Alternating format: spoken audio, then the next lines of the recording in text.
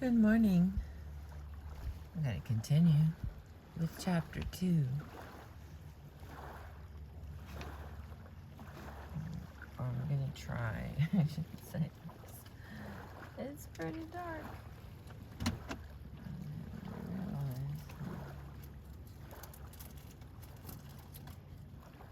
It's pretty dark. Alright. Chapter 2. As the train pulled out of the station, leaving Dublin City in its wake, Kay sat back in her seat with a sigh of relief. She had survived her first flight on an airplane and had managed without too much difficulty to tote her luggage from airport to bus and bus depot to train. She was now well on her way to the small town where the travel agent had booked her a month's stay in a boarding house. Okay, it's early in the morning. We're warming up our face in the cold here. Thank you for being with me.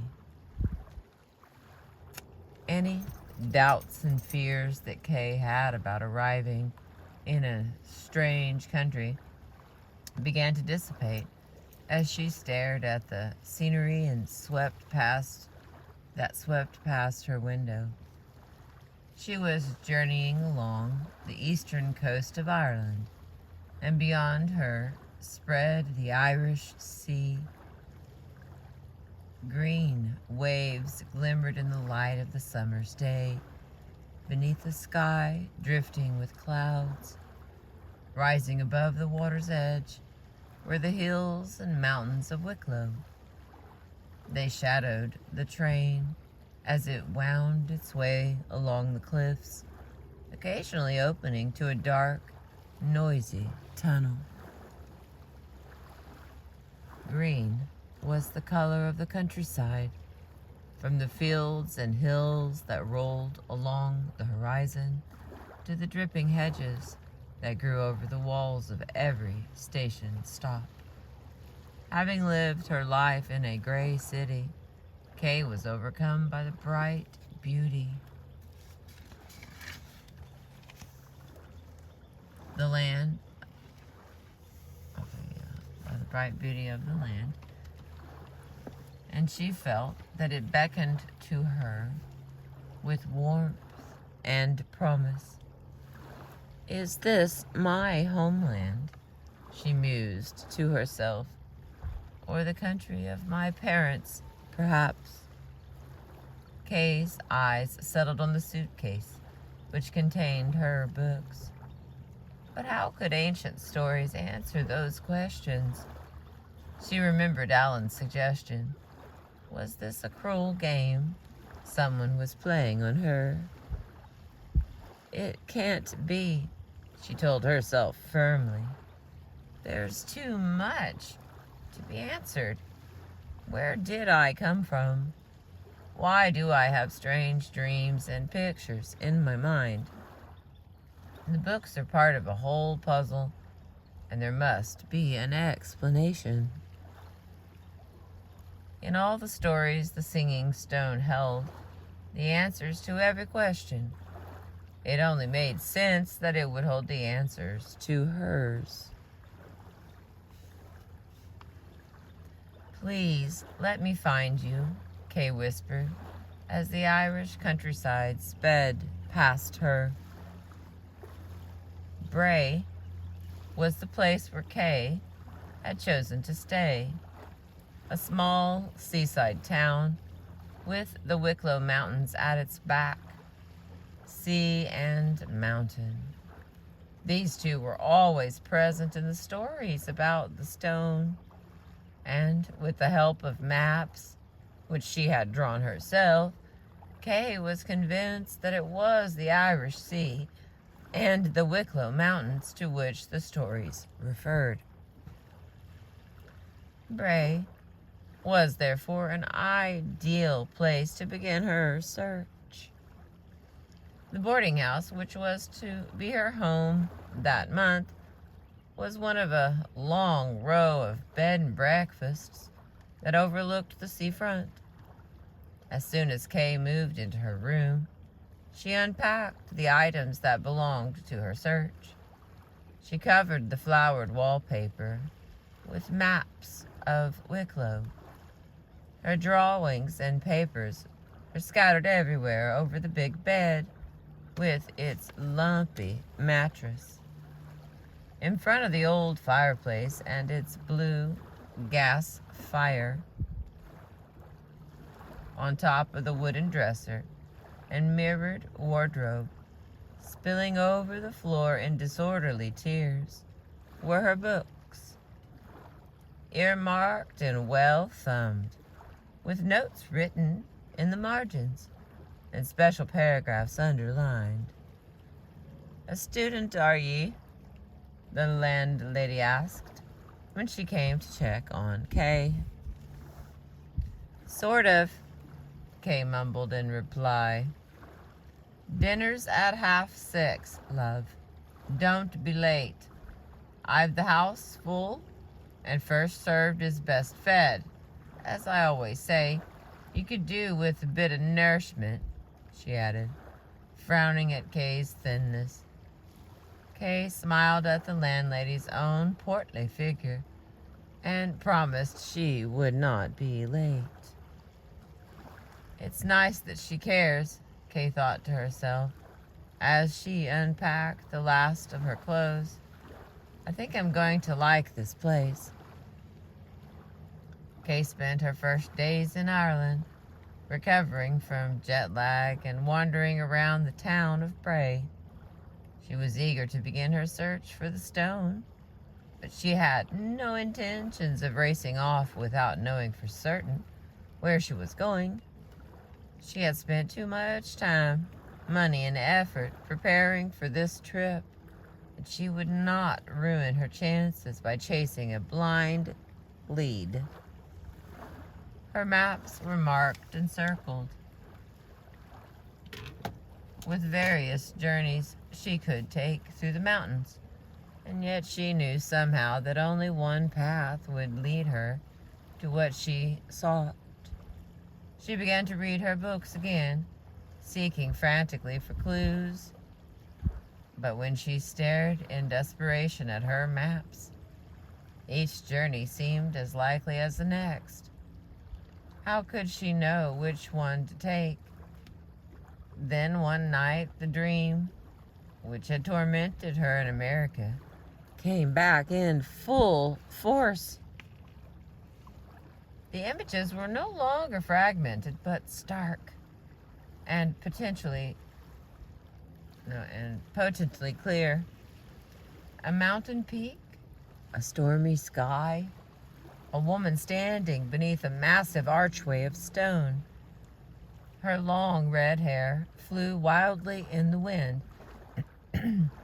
Her face was fierce and tragic.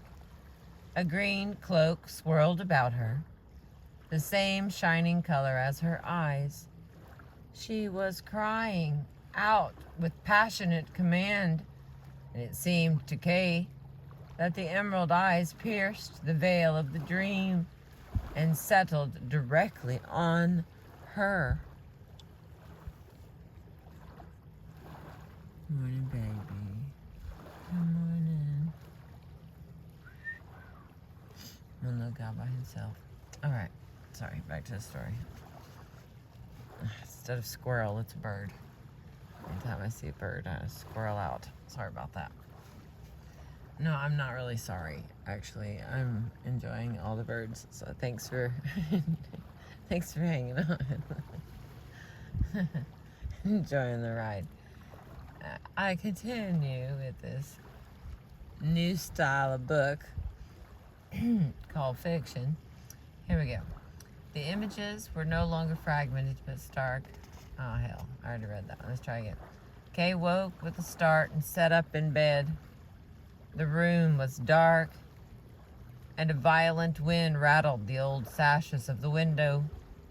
Rain splattered against the pane, and the roar of waves echoed from the seafront.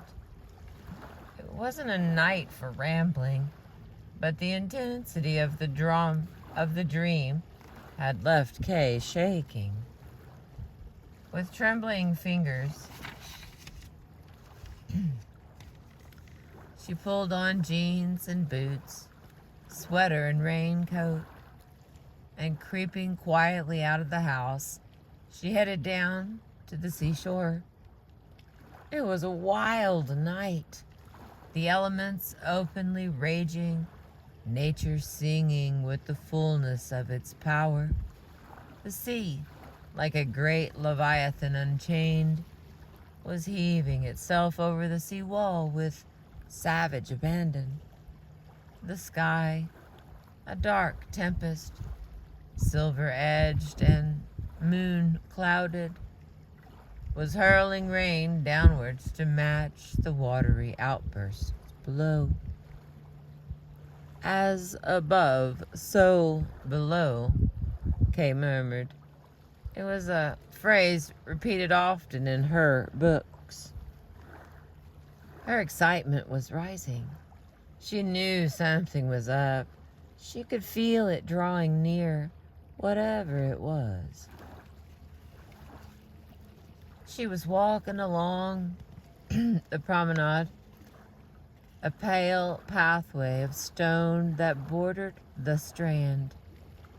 As the waves crashed over the metal railings and down onto the pavement, she stepped in a careful dance to avoid the fury of the water. She had begun to separate the sounds of the night, the rush of the wind, the roar of the waves, the lash of the rain. When she heard a new voice in the resounding choir, standing tall and alert, she finally found its origin. As the waves tore up the pebbly shore and surged against the promenade, small stones were flung upon the ground, landing with the clip-clopping music of a horse on cobblestones. Gifts from the sea? Kay thought with delight. She was enjoying the wild freedom of the water. But it was only when she looked down at the sea, flung stones, that she realized her words were true. Kay caught her breath as she stared at the smooth pebbles that sprayed the pavement like stars, wet and glistening. They formed an unmistakable pattern, a triple spiral whirling outwards. Kay almost cried out as she recognized the sign. She had drawn it herself on one of her maps, the outline of a trek through mountain and valley, one of the possible paths she could take in search of the stone. She looked around her at the darkness, wind-driven sea, and rain-filled sky. "Thank you," she shouted into the storm. "Whoever, whatever, thank you." Kay was thoroughly drenched and chilled, but she hurried back to the house with a light heart. She was now certain of the journey she must take, and she would set out that very morning.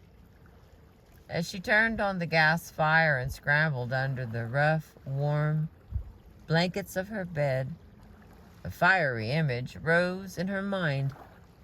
A great stone archway and a majestic woman in a wind-tossed cloak. Kay shivered, as much from anticipation as from the cold. They had joined together, her dreams and her search. Once again, everything pointed to the singing stone, and she was on the road to its discovery. All right, next little part, still in chapter 2. Here ye are, love, and Iscary. the conductor called out.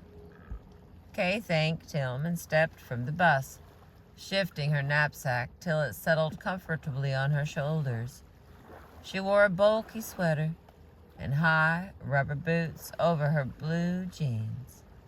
In her knapsack, she had a waterproof poncho, sandwiches, and a flask of tea, her maps, a compass, and a box of matches. She would have taken her books if they hadn't been too heavy. Off to the Arctic, the landlady had said when Kay was leaving the house. I'll be gone for a while, Kay had replied, realizing that she had no idea for how long. What if I get lost? Kay thought now, as she began the long walk out of an Eskari village and up into the mountains. Who would know? And who would care if I got lost? She pushed the gloomy thoughts out of her mind. She had not traveled all the way to Ireland to be turned back from her search by fear or worry. Kay's map described the route she was to take. The arms of the triple spiral reached out from Eskari to the north, south, and west. It was a ritual walk, like the ones mentioned in some of her stories, and she traced the pattern faithfully.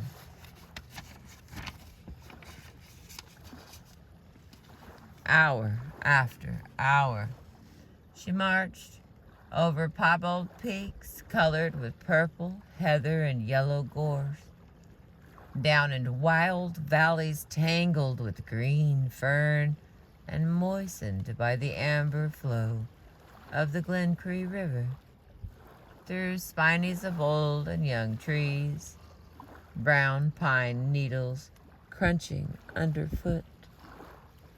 As time passed, her senses grew confused, buffeted by the winds of the uplands, blinded by the dappled light of the river glen, and smothered by the scent of green profusion.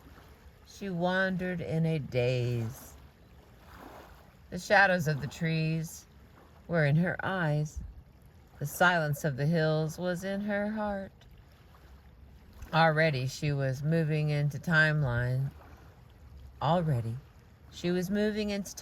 space as the endless flow of life eddied around her like a deep pool. She stopped at intervals to rest and eat, but she didn't linger, keeping up a steady pace throughout the day. Though dusk was descending over the hills and her feet and legs were tired, she pressed on to the final stage of her journey. Twilight bound her, a world of soft gray haze. I'm going to try that again. Twilight brought her a world of soft gray haze. In the shifting mood of light, the mountains glowed in washed smudges of blue and mauve. Across the pale sky, birds were flying home in the evening, the shape of 7 marking the drifts of cloud like an omen. Kay was now completing the last arm of the spiral, wandering westwards in the waning light. She grew uneasy as the way became more difficult in the dimness, and it seemed that the landscape itself was beginning to defy her. She was being led into the furthest and most desolate reaches of the mountains, and the path was ever steeper and more treacherous.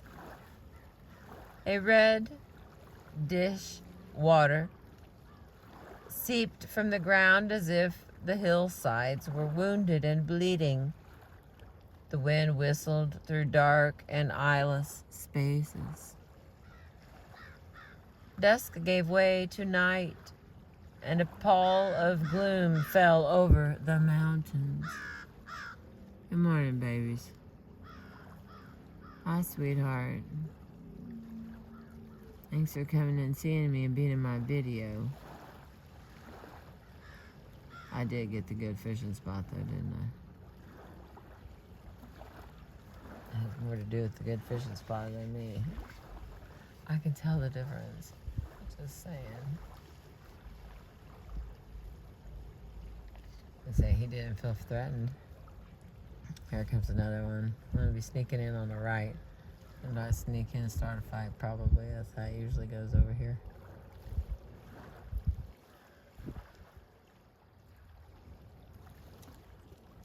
It's like freaking Mutual Omaha out here. Okay, back to the story. Okay. Kay shivered fitfully as she walked. A cheerful memory flushed through her mind. The warm glow of the lamp in Alan's apartment and a plate of buttered toast with tea. In that moment, Kay felt the utter loneliness of her journey and wondered why it had to be that way. With sad eyes, she looked up at the still, white stars and shining moon. I wish I had a companion, she said with a little sigh. And now the doubts began to assail her. Why was she roaming alone at night through the mountains of an alien countryside? What if it was all a huge mistake? Maybe one of her many foster parents had sent her the books as a present, but forgot to enclose a letter. Maybe she had let her imagination run away with her, finding clues that weren't really there. Kay stopped in her tracks as the worst thought of all weighed down on her. Perhaps they were just fairy tales after all. Perhaps she was searching for something that did not exist. It took all Kay's willpower not to cry at that very moment.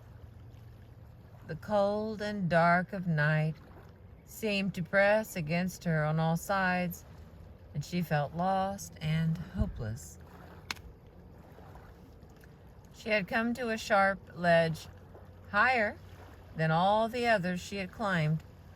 Even in the darkness, she could see the tangle of brambles and gorse that barred her way.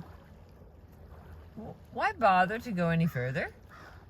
Why scale another height, knowing that she would find nothing beyond it?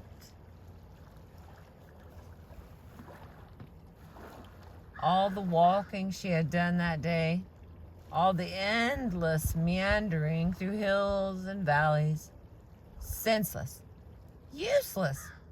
Why suffer more? It was like this in the stories, Kay reminded herself with effort. The heroes wandered lost in the wilderness. It was one of the tests they had to pass before they found what they were looking for. She stared grimly at the ledge. It would be hard, but if she held on to the brambles, no matter how much they scratched her, she could manage to climb up without falling. There's the sun, babies.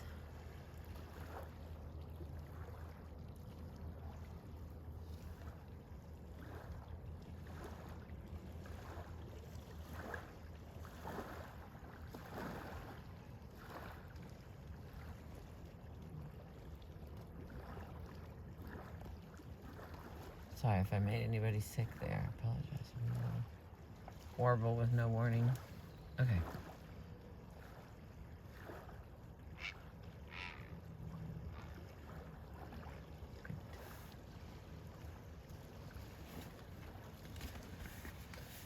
It was like this in the stories, Kay reminded herself with effort.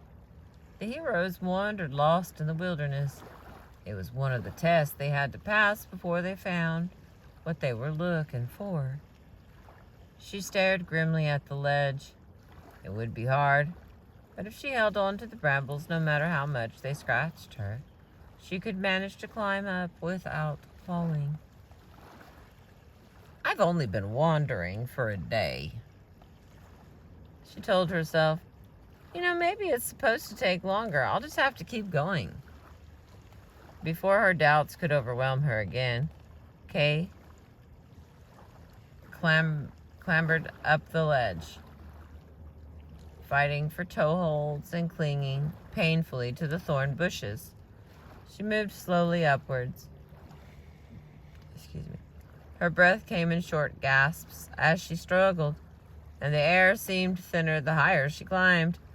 But still, she continued. At last, she reached the summit.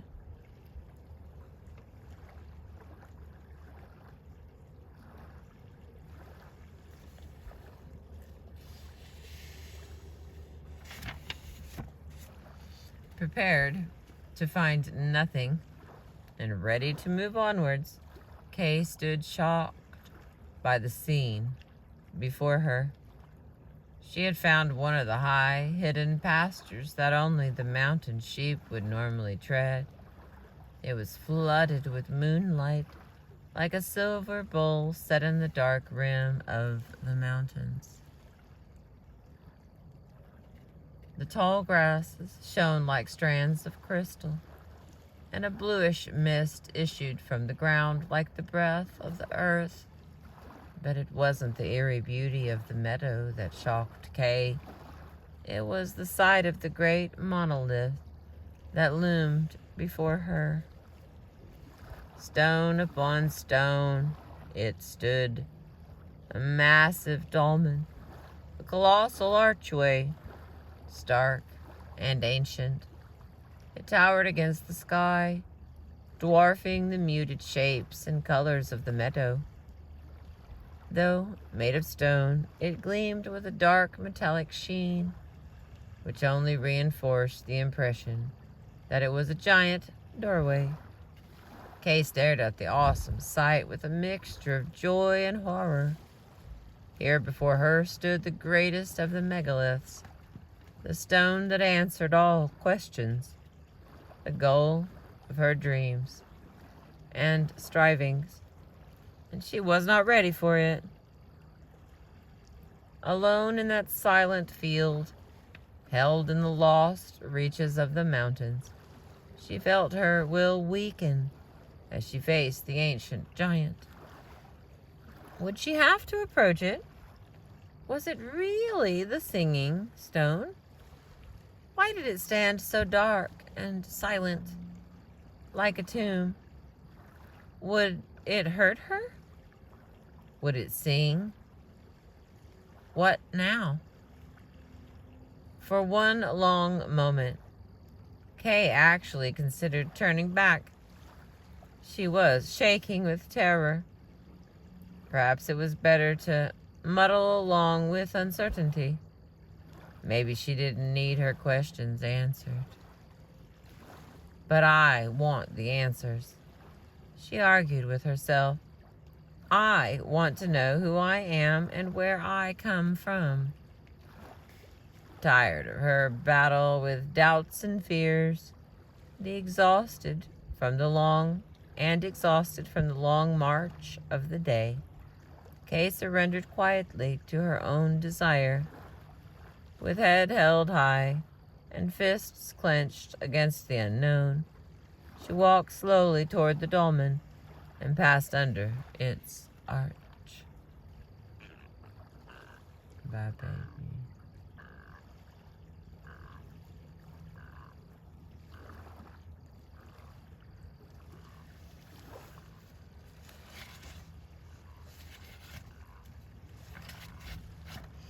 Okay, I'm gonna go ahead and add chapter 3 because the sky is pretty and it's only like 3 or 4 pages.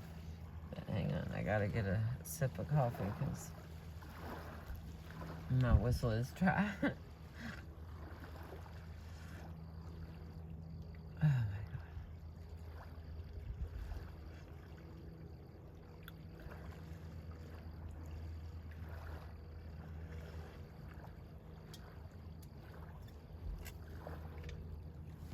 God. Good coffee today. Homemade coffee. All right, I continue for us with chapter 3. For a second, only Kay stood beneath the stone. But in that moment, she heard a note of music so pure, so exquisite, that her whole being thrilled to the sound. Then, as if some invisible hand had given her a light but irresistible push, she found herself on the other side of the archway. Kay saw immediately that she was in a different place.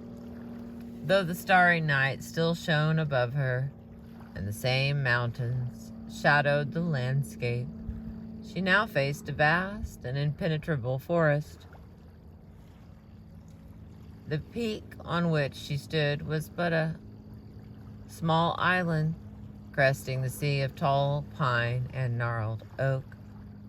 The great trees whispered in the night wind, an insistent sighing that refused any denial of their presence.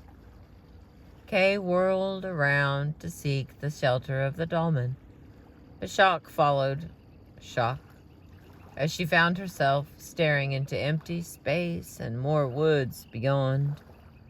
The stone was gone. Fear and wonder coursed through her, and she sat down weakly on the ground and hugged her knapsack to her chest. Her mind spun crazily, trying to make sense of something that was not sensible, till she began to talk quietly to herself. Okay, I've been ignoring this all along, and now I can't anymore. This is not a normal situation, and I'm not a normal person. Normal people do not get moving pictures in their minds, nor do they get messages from dreams and pebbles thrown out of the sea. And they certainly don't receive strange books from nowhere that send them off to other countries looking for singing stones. Either I accept all of this as true for me, or I go insane. It's that simple. It was that simple, but it still wasn't easy.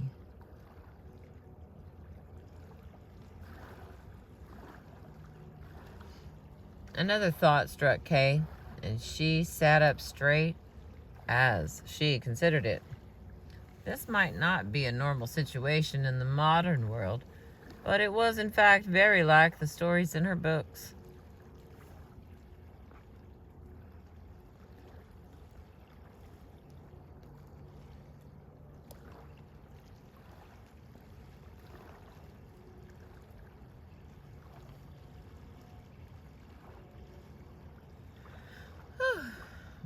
Except in this case, all right, hang on. This might not be a normal situation in the modern world, but it was in fact very like the stories in her books. Except in this case, she herself appeared to be the hero. It was an uncomfortable thought in some ways, but it did make sense of everything that was happening to her. I hope I'm strong enough, she thought as she remembered the hardships those other heroes had endured. But indeed, she felt stronger already. With this new understanding, she accepted the idea that some great adventure lay ahead, and she was determined to face it as best she could. I guess the stone was the beginning of the journey, and not the end. Or else everything that happens from now on is the answer. I'm looking for." She shook her head in confusion. No use racing in circles and trying to figure things out. Better to take the adventure as it came. Kay opened her knapsack and pulled out her poncho and matches. She had to get through the night, and she intended to make herself comfortable. She collected wood from the fringes of the forest and built a rough campfire. As the flames rose to warm and cheer her, she stared at the dark trees that lay just beyond her. "I wonder if it's dangerous here. Should I sleep or not?" She was still debating the matter when she heard a rustling noise at the edge of the forest. Her body stiffened with alarm. A thin shape was creeping in the undergrowth. Kay peered anxiously into the dense trees, trying to sift branch and trunk from shape and shadow. There it was again. She caught her breath. A small white face was looking out at her, framed by leaves, and two round eyes, dark and wild with fright. Kay moved on impulse. She jumped up and raced toward the spot, crashing through the underbrush and grabbing hold of the tiny creature before it could flee. There was a brief struggle as small fists beat vainly on her head and chest. Then she dragged the screeching bundle out of the bushes and up to the campfire. "Now then," said Kay, breathless but still holding tight. "Who are you and what do you want? Are you a boy or a girl?" It looked like a child, so frail and small, with bare feet and colored rags for clothing. The hair was short and jagged, as if sheared with a blunt instrument, but by the firelight it shone a rich hue of red gold. The face upturned to Kay was one of startling beauty, yet there was something very wrong with it. The features were gaunt and hollow, their sickly pallor accentuated by the eyes that glittered with a frenzied look. Pity welled up in Kay, and she spoke in a soothing tone. "It's okay. I won't hurt you." As the green eyes stared back at her blankly, Kay started with surprise. Red hair? Green eyes? The woman in her dreams? But so utterly different? Acting on a hunch, Kay spoke slowly in the language she had worked so hard to learn. "I won't hurt you," she repeated in Old Irish. "Kay is my name. Will you tell me yours?" The ragged girl lost her frightened look as she understood Kay's words, but her eyes were still wild. "That is all I can tell you," she whispered, "for I know little else but my name. I am..."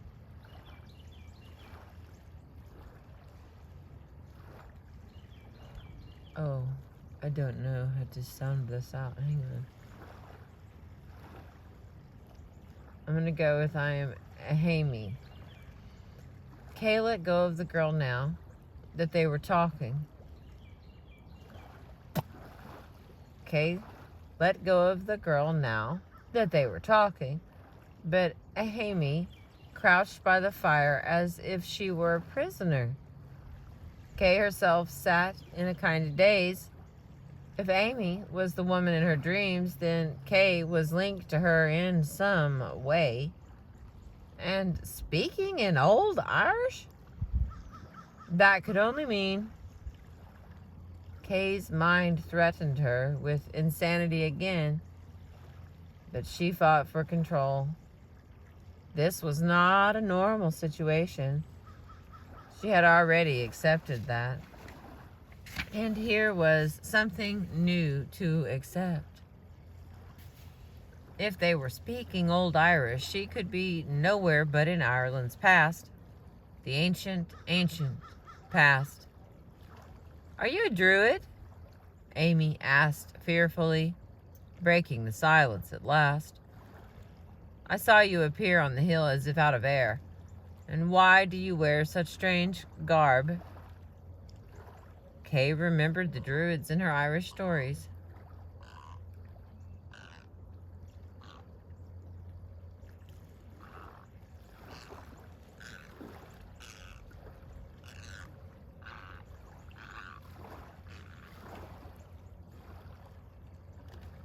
That's a lot of trouble for Landon. Thanks for coming back, buddy. Okay. I'm not a druid, she answered truthfully. Alright, Kay remembered the druids in her Irish stories. They were priests and magicians who had special powers. I'm not a druid, she answered truthfully, but I did just appear here. I can't explain it, and it's hard to believe, but I came from a different time and place, very far in the future. A tremor of awe ran through Amy, but there was also a flash of hope in her eyes.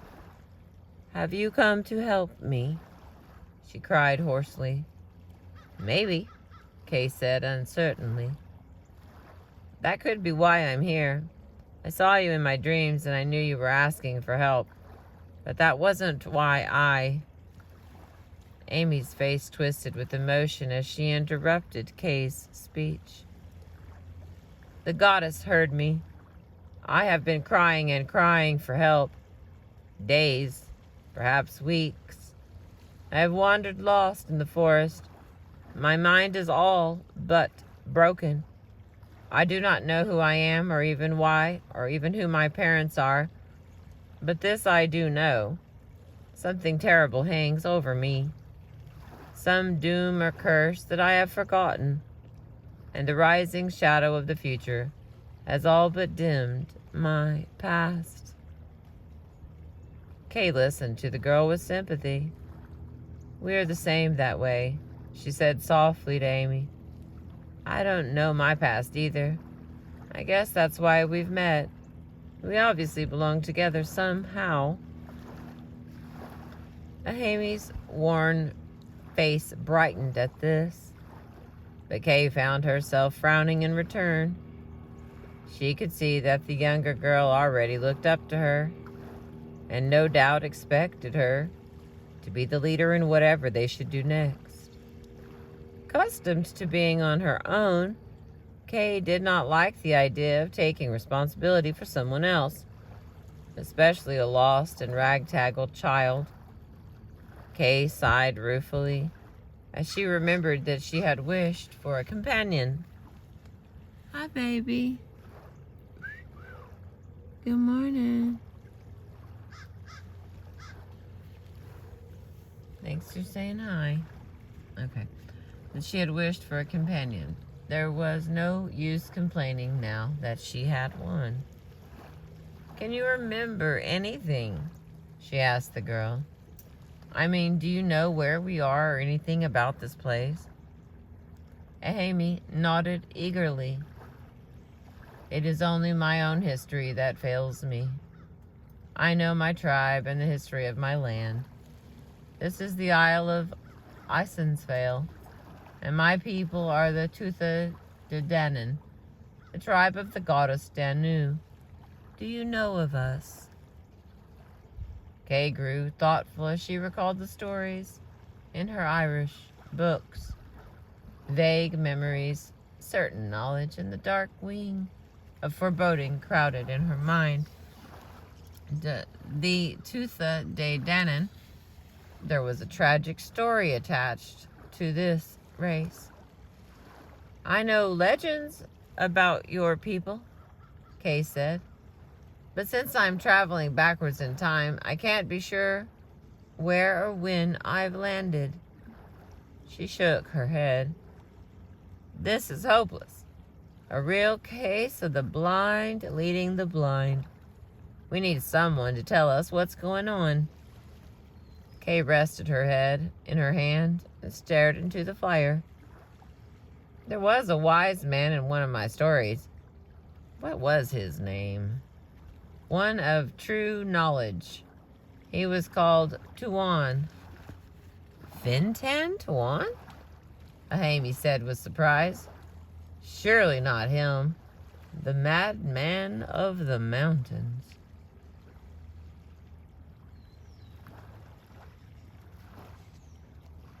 She started to laugh, and the sudden gaiety eased the lines in her face, so that she looked young and spirited despite her gauntness. Kay noticed the change and felt a pang of relief. The girl apparently had strength of her own.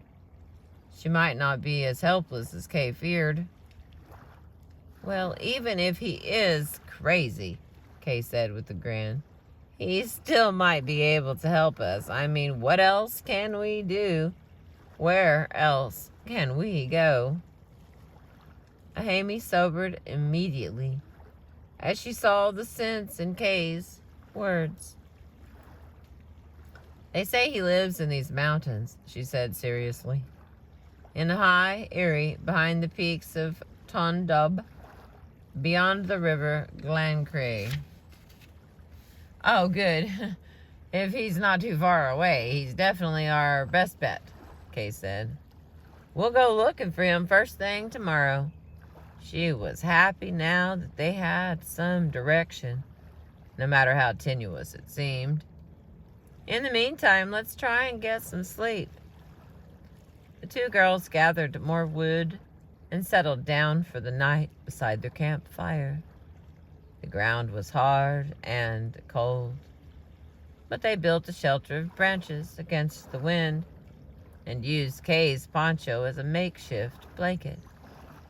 As Ahami curled up to sleep, she laid her small hand on Kay's arm. I am glad you are here, she whispered. I have been so alone and frightened. Ahami fell asleep soon. Ahami fell asleep soon after, but Kay remained awake. She was touched by Ahami's words, but they brought home to her once more that she was in some way responsible for the girl. It was not a duty she wanted, but she could hardly refuse to help her now that they were together. Kay watched the fire as it crackled and burned. The night hung over her like a black veil, threaded darker still with the inky lace of the forest. Her thoughts circled confusedly in her mind. The story was changing. Kay had understood that she was searching for her past, the answers to her questions. But now she was linked with another who was searching also. Kay turned to look at the girl who slept beside her. The flickering light of the fire illuminated Ahami's features. She could be no more than 14, and yet even in sleep her face was marked with hardship. Why such trials for one so young? Kay had never tried to make the pictures come into her mind. They were something which made her different, and she had always hoped they would go away. But now, for the first time in her life, it occurred to her that they might be useful. If she could call up images from Ahami, she might find out why the girl had lost her memory. Not really knowing what to do or whether such an effort would work or not, Kay concentrated on the girl beside her. It was only when she began to succeed with her approach that Kay considered the possibility it might be dangerous. From her own dreams, she knew that the sleeping mind was unstable, a fathomless pool of submerged and chaotic images. But it was too late to stop. A picture was already forming in her thoughts. Kay sat up suddenly, her mind reeling with the immensity of what she saw. She broke her concentration, but even when she had recovered, she could not still the vision of that brief and awesome moment. An infinity of stars and the boundless universal sea. Who was this girl? That is the end of chapter 3. I don't know how many chapters this has. Looks like 20-something. They're all pretty small. Pretty small. Here's the book I'm reading. Come on, into focus. Oh, I'm not even in the right spot. There we go. Singing Stone.